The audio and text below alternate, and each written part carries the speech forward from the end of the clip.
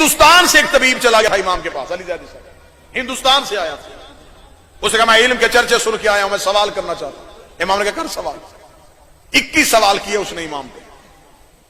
اسے کہا بتائیں انسان کے سر پہ بال کیوں ہوتے ہیں، پیشانی پہ لکیریں کیوں ہوتی ہیں، آنکھ کی شکل بادام کیوں ہوتی ہے، ناک کے نتنے نیچے کی جانب کیوں ہوتے ہیں، ہتھیلی پہ بال کیوں نہیں ہوتے، کوہنیاں پیچھے کیوں مڑتی ہیں، پاؤں کے تلوے میں یہ ابھار کیوں ہوتا ہے، کان کا پانی کڑوا کیوں ہوتا ہے، آنکھ کا پانی نمکین کیوں ہوتا ہے، ناک کا پانی تلخ کیوں ہوتا ہے، لعاب دہن شیریں کیوں ہوتا ہے. 2019 ہے، دنیا نے چاند کے سینے پہ قدم رکھ لیا. جاؤ کسی بڑے سے بڑے سائنسدان سے یہ سوال پوچھ کر، وہ نہیں بتائے گا. 1400 سال پہلے ریت میں بیٹھا تھا زہرا کا بیٹا. ہندوستان کے طبیب نے آ کے سوال پوچھا. امام نے کہا سن، انسان کے سر میں بال اس لیے ہیں کہ سورج کی تپش سیدھی دماغ کو نقصان نہ پہنچا سکے.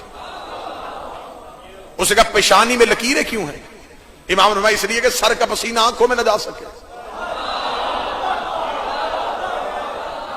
اب آپ نے کلاس بن کے نہیں سننا، آپ نے مجلس بن کے سننا. اسے کہا مجھے بتائیں آنکھ کا پانی نمکین کیوں ہوتا ہے، آنسو نمکین کیوں ہے؟ کیا بہترین جواب. امام نے فرمایا اس لیے کہ آنکھ میں ہوتی ہے چربی، چربی کو محفوظ کرنے کے لیے نمک لگانا پڑتا ہے.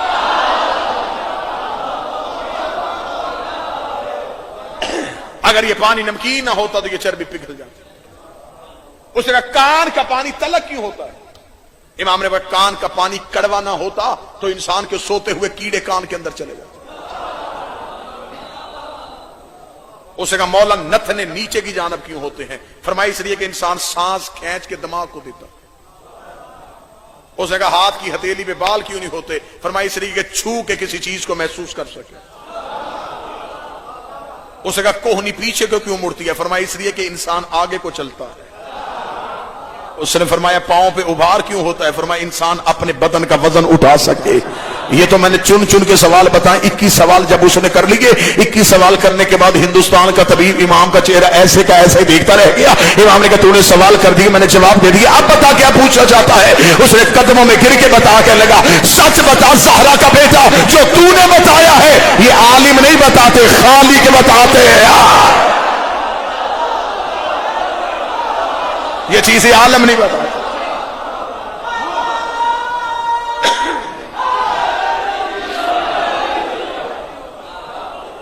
یہ چیزیں عالم نہیں بتاتے، یہ خالق ہے. تو نے کہیں انسان کو خلق تو نہیں کیا. تو تو بیماریوں کے حل نہیں بتاتا، تو انسان کے بدن کی کیفیتیں بھی بتاتا. ایک ریسرچ سکالر نے تحقیق کی تھی. تحقیق اس پہ کی تھی چیونٹی پہ. چیونٹی کیڑی، اس پہ تحقیق کی. کتنے سال؟ 60 سال.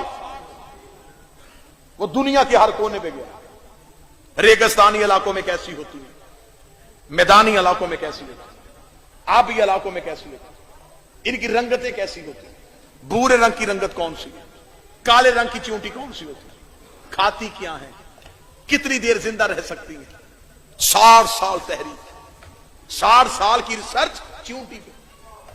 اتنی موٹی کتاب لکھ دی 60 سال کے بعد، دی آنٹ چیونٹی. کتاب مارکیٹ میں آئی، تہلکہ مچ گیا. چیونٹی پہ 60 سال، اتنی لمبی تحقیق. لوگوں کے خط آنے شروع ہو گئے، کیا کہنے تیری ریسرچ کے، بہت بڑی ریسرچ. نجف کے طالب علم نے اسے ایک خط بھیجا. اس میں مولا علی کا وہ خطبہ تھا جو علی نے چیونٹی پہ دیا تھا. اب اگر نوجوان ہاتھ اٹھا سکو تو میں جملہ پڑھوں. اس ریسرچ سکالر نے علی کا وہ خطبہ پڑھا، وہ اپنا سر پکڑ کے بیٹھ گیا. اسے کہا میں نے زندگی کے اتنے سال ضائع کر دیے، کاش مجھے کوئی یہ خطبہ پہلے دے دیتا. میں نے تو یہ پتا کیا تھا کہ چیونٹی کی نسلیں کتنی ہیں. علی تو یہ بھی بتا گیا کہ چیونٹی کے بدن میں رگیں کتنے ہیں.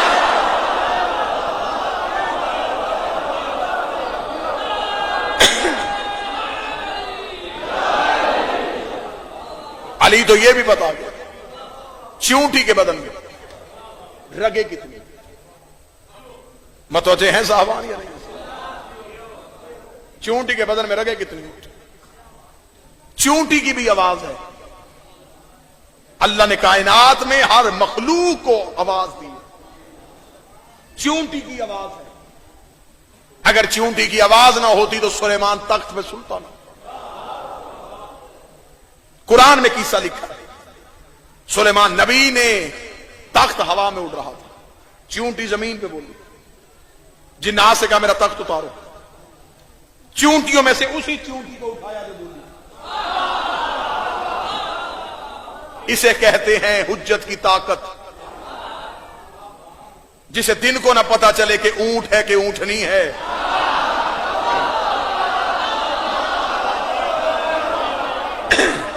چیونٹیوں میں سے اس چیونٹی کو اٹھایا، ہاتھ پہ رکھا. کیا کہہ رہی تھی تو اپنے لشکر کو کہ اپنے اپنی بلوں میں چلی جاؤ، کہیں سلیمان کا لشکر تجھے کچل نہ دے. ظالم سمجھا ہے تو نے اللہ کے نبی کو. جلال میں آ کے جب سلیمان بولا، چیونٹی نے کہا جان کی امان پاؤں تو کچھ عرض کروں. سلیمان نے کہا بول. اس نے کہا سرکار آپ نے میرا اعلان سنا ہے، میں نے کہا ہے سلیمان کا لشکر ہمیں کچل نہ دے. تو معصوم ہے، تیرے صحابی معصوم نہیں ہے، تو ہمیں بچا لے، تیرے صحابی تو ہمیں نہیں بچائیں گے. اور میرے امام فرماتے ہیں کہ ایک دفعہ سلیمان نبی وادی نمل سے گزرا تھا، ایک دفعہ جنگ صفین کے بعد ہمارا دادا علی وادی نمل سے گزرا. جب سلیمان بن داؤد گزرا تھا، چیونٹیوں کی سردار نے کہا بلوں میں چلی جاؤ، سلیمان کا لشکر ہمیں کچل نہ دے. جب علی وادی نمل سے گزرے تو چیونٹی کو سردار نے کہا بلوں سے باہر آؤ، وہ دیکھو علی آ رہا. جیسے سلیمان بن داؤد نے چیونٹی کو اٹھایا تھا، ایسے ہی علی ابن ابی طالب نے چیونٹی کو اپنے یہ دلائی ہاتھوں میں رکھ کے، علی کی آواز آئی. صدیوں پہلے یہاں سے ایک نبی گزرا تھا، نام اس کا سلیمان بن داؤد تھا، جنات نے اس کا تخت اڑایا ہوا تھا، وہ ہواؤں کو چلنے کا حکم دیتا تھا. اس وقت تمہاری سردار نے کہا تھا بلوں کے اندر چلی جاؤ، آج میں آیا ہوں. تیری سردار نے کہا بلوں سے باہر آ جاؤ. اس نے علی کے ہاتھ چوم کے کہا وہ سلیمان نبی تھا، اس کا چہرہ دیکھنا عبادت نہیں، تیرا چہرہ دیکھنا عبادت.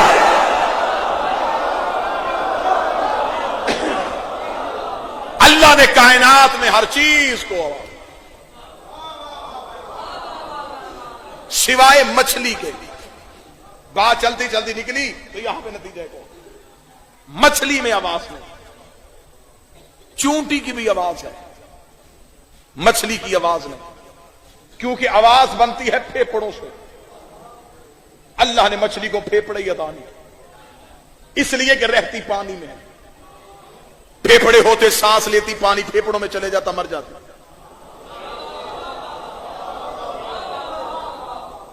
میں سائنس کی کلاس نہیں لے رہا، میں مجلس پڑھ رہا. مچھلی میں آواز نہیں. درود سارے حضرات مل کے بلند آواز سے پڑھیے. بسم اللہ سب. واجب الاحترام، قابل احترام جناب غلام عباس بلوچ، مصائب کی دنیا کا ایک نیا ابھرتا ہوا نام. بس میں یہیں پہ بات ختم کر کے آپ سے اجازت لینے لگا. میرے حصے کا مصائب بھی وہ پڑھ دیں. تسی بھی کچھ کرو.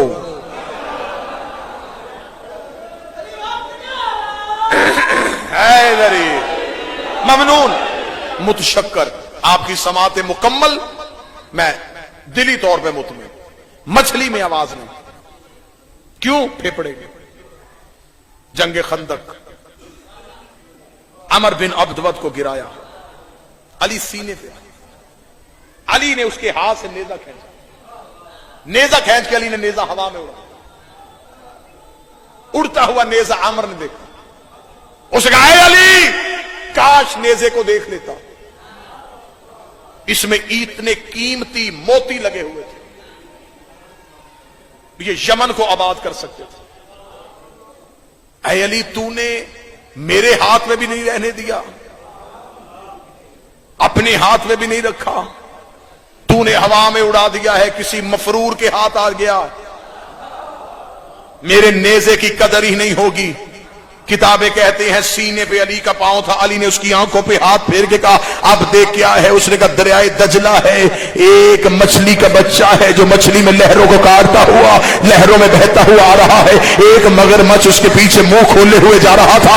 یا علی تو نے وہی نیزہ جو میرے ہاتھ سے پھینکا ہے یہ اس مگرمچھ کی پشت میں لگا، اسے ہلاک کر دیا۔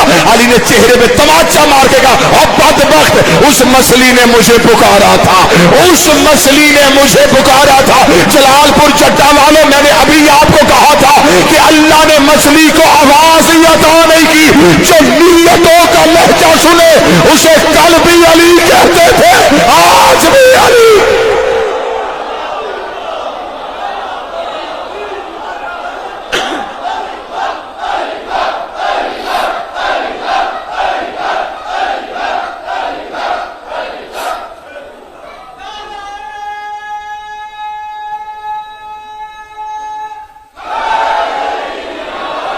امام جعفر صادق نے دنیا میں علوم کے اتنے دریا بہا دیے، آج تک دنیا علم کی سرحد پہ کھڑی ہے تو صدقہ ہے جعفر صادق۔ جابر بن حیان جیسا علم کیمیا کا ماہر امام کے سامنے ہاتھ باندھ کے فزکس کے اصول امام سکھا رہے ہیں، علم کیمیا امام سکھا رہے ہیں، ریاضی کے قوانین امام بتا رہے ہیں، الجبرا کے اصول امام بتا رہے ہیں۔ آل محمد کے درس میں یہی فرق ہوتا تھا، شاگرد 100 سال کے ہوتے تھے، استاد 9 سال کا ہوتا تھا۔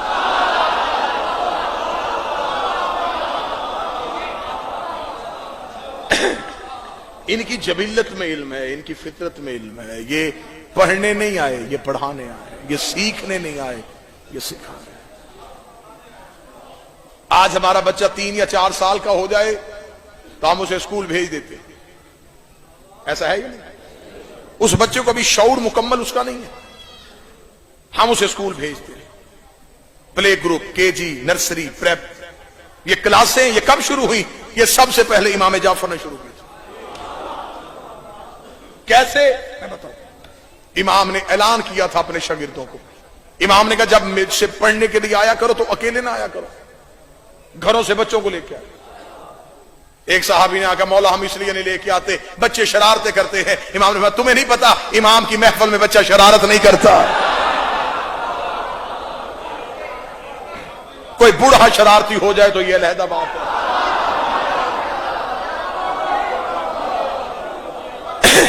امام کی محفل میں معصوم بچہ شرارت نہیں کرتا۔ اگلے دن صحابی شاگرد اپنے بچوں کو ساتھ لے کے آئے۔ امام نے کیا کام کیا؟ امام نے مختلف رنگوں کے پھل منگوائے ہوئے تھے۔ انہوں نے کہا مولا یہ کیوں منگوائے ہیں؟ امام کا جملہ آج بھی تعلیمی نصاب کا قانون ہے۔ امام نے کہا بچہ جب بھی سیکھے گا رنگوں سے سیکھے گا۔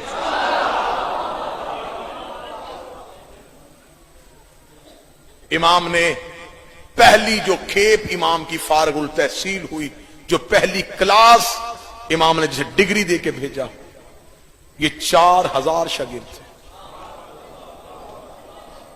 امام نے انہیں یوں لمحوں میں پڑھایا، دور تبدیل ہونے والا تھا نا، بنی عباس آنے والے تھے۔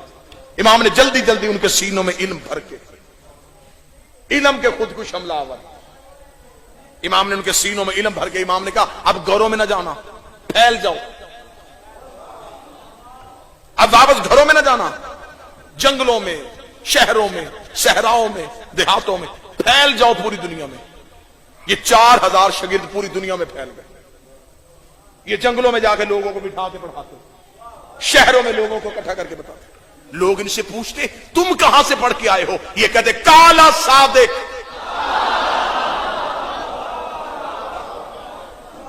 نام نہیں بتاتے تھے، نام بتاتے تو لوگ انہیں قتل کر دیتے کہ یہ تو اہل بیت کے ماننے والے۔ کہتے کالا صادق، ایک سچا ہے جو یہ کہتا ہے، پوری دنیا میں مشہور ہو گیا صادق صادق صادق صادق۔ پھر جب یہ فقہ ترتیب پائی تو پھر پتا چلا اس فقہ کا بانی جعفر ہے، تو پھر بن گئی یہ فقہ جعفریہ۔ انشاءاللہ وقت ہوا مکمل یہ مضمون ہے میرا 1 سے 1.5 گھنٹے کا کہ امام نے کس طریقے سے علم کے ساتھ دشمن کو شکست دی. لہذا آج میری قوم کے نوجوانوں سے گزارش ہے، شیعہ مذہب کی خدمت کرنا چاہتے ہو تو بہترین معاشرے کے فرد بنو. آپ مجلس شبیر میں آتے ہیں تو اس کا مطلب یہ ہے کہ آپ یہاں سے بھی علم سیکھیں، آپ دنیا کا علم بھی سیکھیں. میری قوم کا وقار تب بنے گا جب میرے ملک کی ہر اچھی پوسٹ پہ کوئی حسین کا نوکر بیٹھا ہوا ہے. چوکوں میں زندگی وہ گزارتے ہیں جن کا مرشد چوک سے ملا ہو.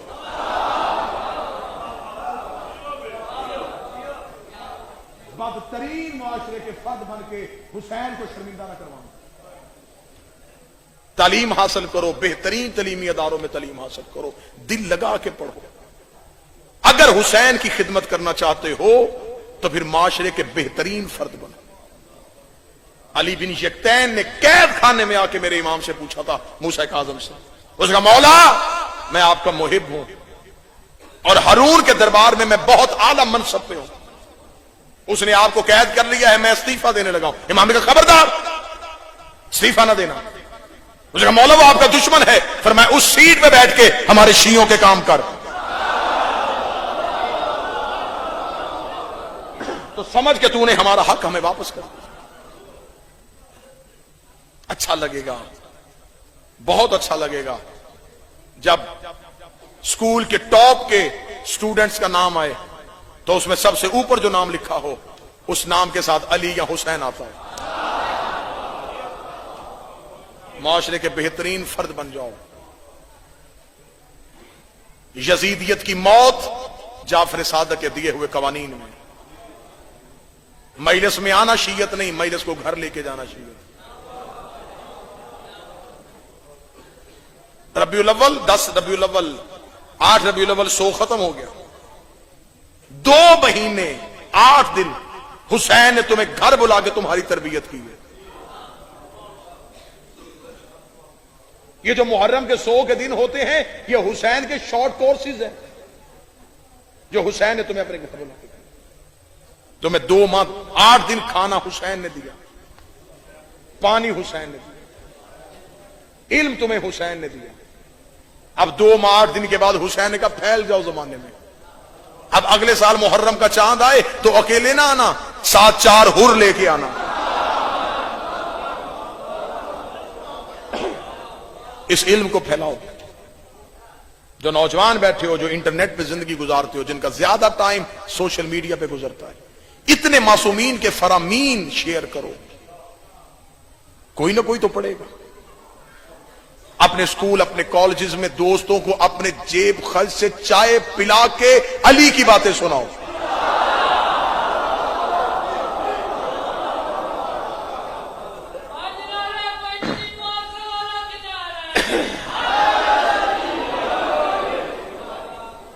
زمانے میں ایک بھونچال آ گیا ہے، ہلچل پیدا ہو چکی ہے. آپ دیکھیں، آپ گزشتہ سالوں کی طرح ان سالوں میں محرم کے دنوں میں رش دیکھیں. گواہی دے رہے ہیں آپ کے نہیں دے رہے؟ ہر عزا خانہ سجا ہوا ہے، جلوسوں میں رونق ہے، شیعت میں اضافہ ہو رہا ہے. اب لوگ اعلانیہ علی ولی اللہ نہیں پڑھ رہے، اندر سے پڑھ چکے ہیں. انہیں پتہ چل گیا اس مذہب سے زیادہ سچا مذہب کوئی نہیں. کیونکہ پہلے سنی نوجوان مجلس میں آتا تھا تو وہ ہمیں سنتا تھا، آج وہ اپنے موبائل میں ہمیں سن رہا ہے. کفر کے فتوے ختم ہو گئے، نکاح ٹوٹنے والی دھمکیاں دم توڑ گئی ہیں. اب اگر ایک ہلچل پیدا ہو چکی ہے تو اس میں اپنا عملی کردار خود آپ نے ادا کرنا. میں آخر میں ایک بات کہنے لگا ہوں، میری حیثیت بڑی چھوٹی سی. میں کبھی اس منبر کو ذاتی مفادات کے لیے استعمال نہ کرنا چاہتا تھا، نہ کرنا چاہتا ہوں اور نہ کبھی کروں گا. یہ منبر صرف حسین کے لیے. آج جو بھی ذاکر اٹھے گا وہ کہے گا مولا امام زمانہ آ جائے. آپ مجلس میں بیٹھ کے کہیں امام زمانہ آ جائے. ایک لمحے کے لیے سوچنا کہیں ہمارا امام کو بلانا کوفے والا خط تو نہیں. کوفے والوں نے بھی کہا تھا کہ حسین آ جائیں. لیکن جب امام بالکل کوفے کے قریب پہنچ گئے تو یہ نصرت کے لیے تیار نہیں تھے، اور اس دور کے حسین کو کربلا میں قیام کرنا پڑ گیا۔ ہم کہہ تو رہے ہیں کہ مولا آ جائیں، کیا ہم نصرت کے لیے تیار ہیں؟ ہمارا کام صرف انتظار کرنا نہیں، امام کے رستے کو ہموار کرنا بھی ہے۔ ایک محلے میں ایک گھر شیعوں کا ہو، پورا محلہ تمہارا دشمن ہو، وہ شام کو اپنے بچوں کو بٹھا کے کہے ایسے بنو جیسے علم والوں کے بچے ہیں۔ دکان کا نام حیدری کریانہ سٹور ہو تو لوگ اس لیے آئیں کہ یہ دکان والا ملاوٹ نہیں کرتا۔ ایک نوجوان حسین کا سفیر بن جائے، تم حسین کے پیغام رساں ہو، تم کردار ادا کرو اس زمانے میں اپنے وقت کے امام کے لیے۔ میری دعا ہے کہ میرا 12واں جلدی آئے اور ہمیں اس قابل بنائے کہ ہم امام کے لیے کچھ کر سکیں۔ میری مائیں بہنیں بیٹیاں اپنا کردار ادا کریں، شیعہ قوم کے بچے نوجوان اپنا کردار ادا کریں۔ اتنے سال ہو گئے پردے میں خون رو رہا ہے، بس ہو اس کی آنکھوں کے آنسو۔ اب آ کے زمانے سے پوچھے مجھے بتاؤ میری دادیوں کا قصور کیا تھا؟ ایک بازار میں کھڑی رہی، ایک دربار میں کھڑی رہی، زیادہ سے زیادہ 1.5 نہیں تو 2 منٹ پڑھ کے میں ممبر چھوڑنے لگا ہوں، ایک ہی جملہ پڑھوں گا، ساری رات بھی مصیبت پڑھتا رہوں، لینا تو ایک آنسو ہے زہرا رومال میں، منت کروں گا اگر پہلے ہی جملے پہ وہ آنسو آ گیا، سیدہ کے رومال میں اس آنسو کو جگہ مل گئی، میں آپ کو سلام کروں۔ علماء مقاتل اس بات میں متفق ہے، مردوں میں سب سے زیادہ عباس کو مارا گیا، عورتوں میں سب سے زیادہ عالیہ کو مارا گیا۔ جن کی ہائے نکل گئی میں تمہارا شکریہ ادا کرتا ہوں، تمہیں محمد کی بیٹی سے ہائے کا اجر عطا فرمائے، تم نے میرے پہلے جملے کی لاج رکھ لی اور تم نے ہائے